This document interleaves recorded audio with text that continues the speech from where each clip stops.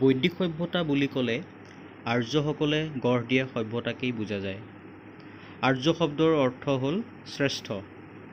আৰ্যসকল বুলি কওঁতে যদিও এক জনগোষ্ঠীক বুজা যায়, প্ৰকৃততে আৰ্য এটা ভাষাহে বুলি বহুতো পণ্ডিতে ক'ব খোজে। তেওঁলোকৰ মতে এই আৰ্য ভাষাৰ পৰাই পাৰ্চী, লেটিন, গ্ৰীক আৰু ভাৰতীয় সংস্কৃত ভাষাৰ সৃষ্টি হৈছিল। কালক্ৰমত এই ভাষাবোৰ ইণ্ডো ইউৰোপীয় ভাষা বুলি পৰিচিত হ'ল।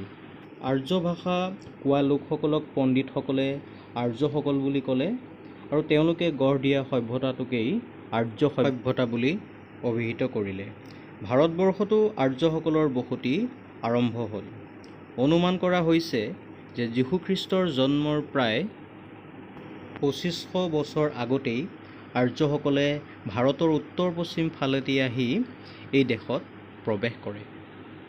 তেওঁলোকে আহি বেদ ৰচনা কৰা কাম আৰম্ভ কৰিলে।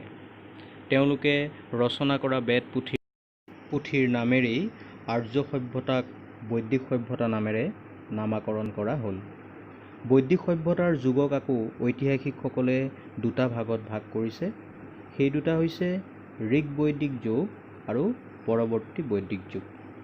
আৰ্যসকলে ভাৰতবৰ্ষত প্ৰৱেশ কৰা আৰু ঋক বেদ ৰচনা কৰাৰ সময়ক লৈ পণ্ডিতসকলে একমত হ'ব পৰা নাই।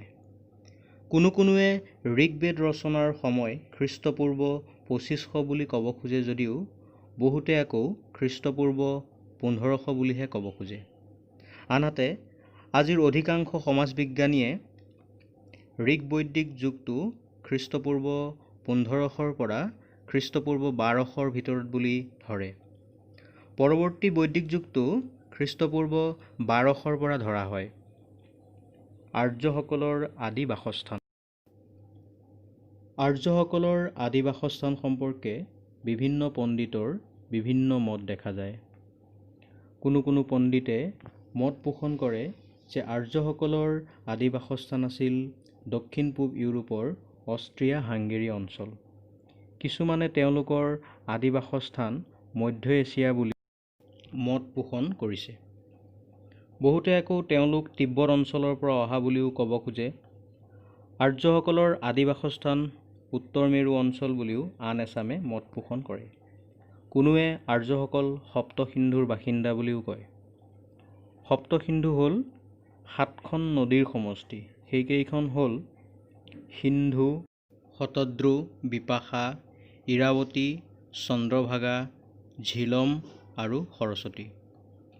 এই নদীকেইখনে কাশ্মীৰ, সিন্ধু প্ৰদেশ আৰু পঞ্জাৱক সামৰি লৈছে। এই সপ্ত সিন্ধুৰ পৰাই আৰ্যসকল লাহে লাহে ভাৰতৰ বিভিন্ন অঞ্চললৈ বিয়পি পৰিছিল বুলি একাংশই মত পোষণ কৰে। এতেকে দেখা গ'ল যে আৰ্যসকলৰ আদি বাসস্থান কি সেই সম্পৰ্কে আজিও কোনো নিশ্চিত নহয়।